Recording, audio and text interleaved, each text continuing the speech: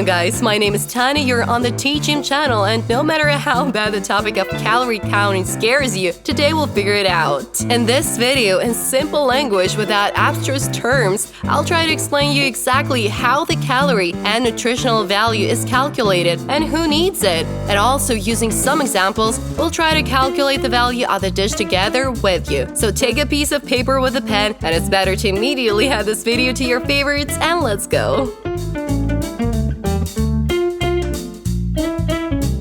Why count calories, nutritional value, and for whom is it necessary? Everyone is used to the idea that it is necessary to count calories when losing weight. After all, if we observe certain limits, we observe a calorie deficit, then we will inevitably lead ourselves to losing weight, and of course our goal. But there is one but. For example, you've calculated that your diet for weight loss consists of 1,500 calories. What is included in this 1,500 calorie diet? 2 meals and a McDo? Why not? After all, I've calculated that a Happy Meal, Diet Coke, and potatoes with ketchup are just included in that. And it's true! You can lose weight on fast food, it's brilliant! But the quality of your body will not be at all what you expected. Hunger will come much faster at the same time as excess weight.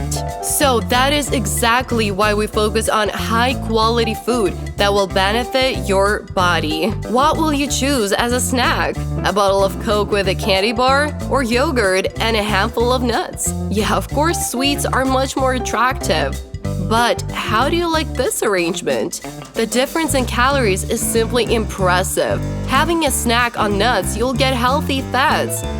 And yogurt without additives will really quench your thirst and saturate for a long time, unlike a sweet bar and an unrealistic amount of sugar, from which you'll want to eat again in 10 minutes. There's one more point. Eating even super right and supposedly assuming that you're gaining enough protein, like fat, carbohydrates, observing your calorie content, you may not even know how much you can be wrong in your mental calculations. A shortage of protein, too many carbohydrates, a lack of fats in your diet can also distance you from your own goal. Take a look at this example. 2 identical plates with the same amount of food. But have you noticed how accidentally we've increased the calorie content of a dish almost twice? Just a little raisins and honey.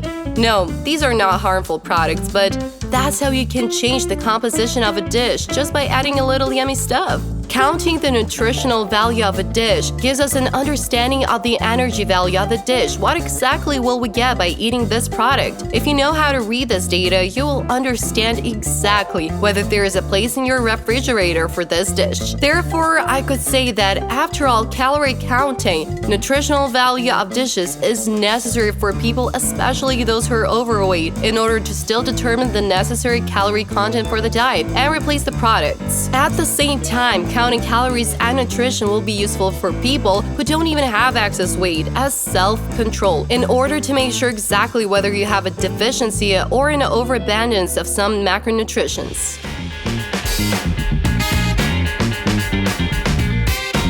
So, a calorie is a unit of energy that our body consumes to maintain its own performance there. There are calories that we consume as food, and there are also calories that we spend during exercise, during some kind of activity. And there's also a small expenditure of calories to maintain our body, for example, when we sleep, our digestion, and our brain. Our diet consists of various dishes, foods, and drinks.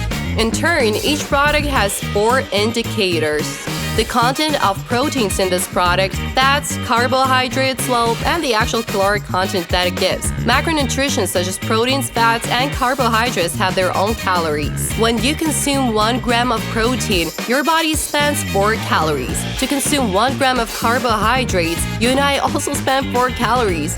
And in order to digest 1 gram of fat, your body will spend 9 calories. You're probably surprised right now, but yeah, fats are much more caloric than carbohydrates. But you should not be afraid of these figures at all. It is worth paying attention to the quality of your food. From this data, you can already determine how much nutritional value should be there in your diet. As for proteins, this is 1.5 to 2 grams per kilogram of your weight. Our fats always go 1 gram per 1 kilogram of your weight. And as for carbohydrates, here it can vary from 4 to actually 5 grams of carbohydrates per kilogram of your weight. Of course, this data is approximate. It can vary depending on your weight, your gender, your goal after all, and how exactly to calculate all this data you can find in a separate video. As for the calorie content, you guessed it, here as well everything depends on your gender, weight, your activity, and of course your goal. There are many formulas that help you calculate the calorie content of your diet. Also in this video, there is an example of such calculation, and of course there are apps on your phone that will help you calculate your calorie intake yourself and even offer an example of a diet. And then we have like a blackout. We stomp our feet on the floor, we shout, "It's too difficult!" And we give up without even trying. Do you know what the biggest difficulty is? We're thinking that we need to count every dish we eat, every piece that we actually put in our mouth. And yeah, this is the biggest challenge for those people who mostly eat out of home. If you and I really want to achieve a result, then we actually cannot do without a regimen and a clearly defined nutrition plan. Yes, at first counting calories may indeed seem like a complicated process for someone. You're already standing over cold cutlets, trying to remember how many carrots you've put in them there. Drool has already dripped all over the floor, but, you know, over time you will just learn how to scan the skillet and determine by eye how much nutrition is in it. Let me tell you now about the most basic rules for counting calories. And you write to me in the comments about which rules you knew and which turned out to be a discovery for you. Kitchen scales and measuring containers are what should be in the kitchen not only of a housewife, but of any girl who takes care of her figure. Good scales can be bought now for up to $15. Mine in general are from a Chinese website, and it'll be very convenient if there is a tare subtraction function in these scales. This will be very useful to you when you weigh several products. Also in the kitchen, you'll need a measuring cup with marks for bulk products, for liquid products, a glass that you will use constantly, a small container for small products, a tablespoon, a teaspoon, and in the end, your palm actually. Using the same products, measuring them with the same container, you will eventually remember how much is needed for the necessary nutritional value there. Read the packages! After all, there's so much useful information on them. Usually the calorie content and nutritional value of the dish per 100 grams of the products are written there. Also pay attention to exactly how many grams of the product are there in the package. There's also a barcode that you can scan in some apps, then you can automatically get the nutritional value of the dish for the required grams. The logical question is what to do if the product does not have packaging. So you went to the market, bought a kilogram of carrots from grandma, and how can you count it now? Of course, the internet is full of tables with calories and values of products. As for porridge and pasta there, porridge can be cooked in completely different ways. In one case, it'll be more liquidy, and in the other, it'll be more dry and crumbly. This means that the amount of water we use when cooking will affect the final weight of the product, and we will not be able to find out exactly what amount of cereal we used in the porridge. Therefore, we consider the caloric content of cereals and pasta in dry form. That is, first you need to measure the amount of cereals that you want to use, find its caloric content and nutritional value of cereals, not a finished product, and then make calculations. As for other products, for example, we decide to cook a boiled chicken breast. We cook it and we cook it, then we weigh the boiled chicken breast, and then we are looking for the caloric content and nutritional value of it. The advantage of weighing the finished product is that we know the final weight of the product over there. And also, as you know, some products are fried and boiled during cooking, so that is, they decrease in their volume. I like this method of calculation the most, and as for me, it's the most convenient to count calorie content of a finished product that you're already weighed. But you can also count the caloric content of the product even before cooking, like count it in a raw form. This calculation option is more convenient if you use, for example, oil when cooking, since it can be absorbed into the product and naturally its caloric content will increase. No one knows exactly how much oil will be absorbed into the product, but It is considered that usually when cooking meat or like fish, for example, about 25% of the oil is absorbed into the product. And if we're talking about vegetables, then they in general can absorb all the oil. The disadvantage of this calculation lies precisely in the fact that we do not know the final weight of the product after cooking, but for approximate calculations, you can use this method. Water, spices, salt, tea, coffee have no calories. Of course, if you don't use, for example, cream or some sweeteners in your drinks. Also, some vegetables and, of course, greens have very little caloric content, so you don't have to worry and not take them into account in your diet. Don't forget about the little things. Pour the oil into the pan, chocolate powder on your cheesecakes, and of course, biting sampling your dish during actually cooking. This also has its own calories, so don't forget this in your diet.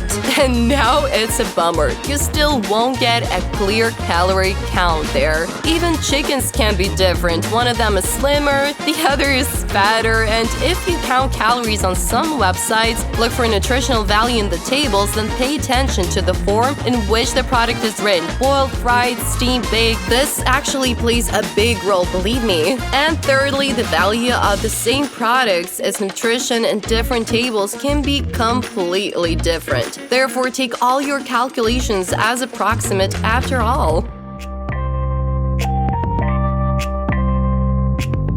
And now, let's try to count the calorie content of a composite dish, a cottage cheese casserole. To begin with, we will weight 800 grams of cottage cheese. We put 3 eggs into a container and add 1 tablespoon of stevia, a natural sweetener, thereby immediately reducing the calorie content of the dish a lot, replacing sugar.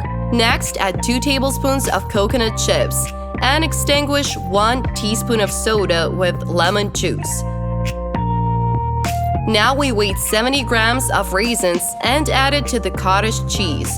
Mix thoroughly, add 20 milliliters of coconut oil, and after that mixing the mixture again, then pour in eggs.